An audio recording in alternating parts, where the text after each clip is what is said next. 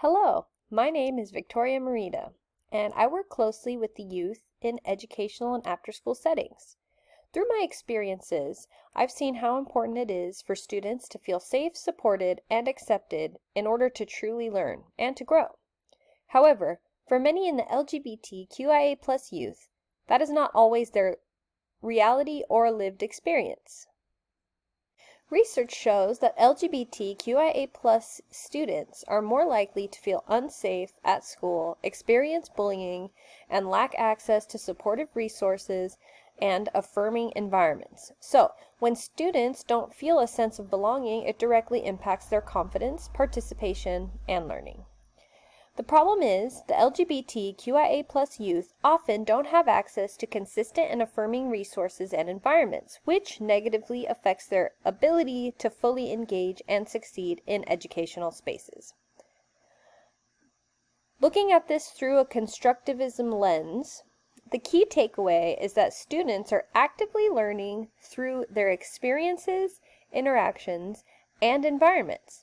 It is not only about receiving information, but about making meaning and connections.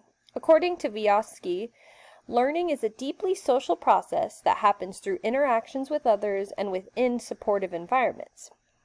The environment itself is part of learning. This also connects to his idea of the zone of proximal development, where students learn best when they are supported just beyond what they can do on their own.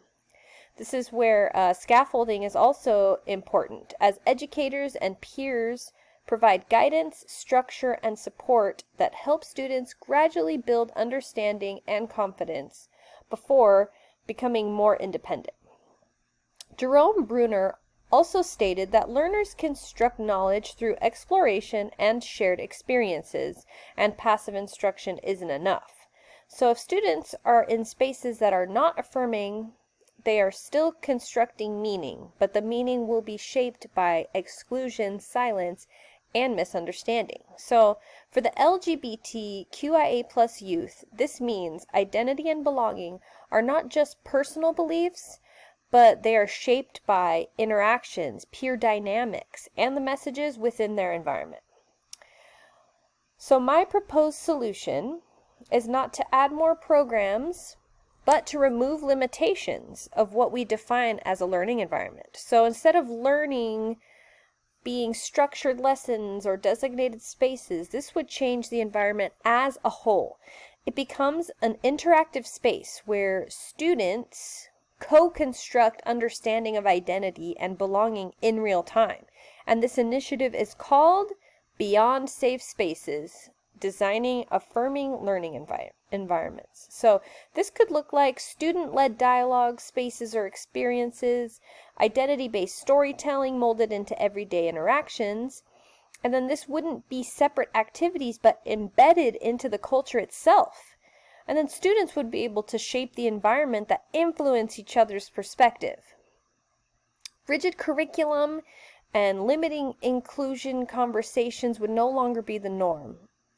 In those places instead would be an ongoing accepting environment where all students can thrive and become academically successful.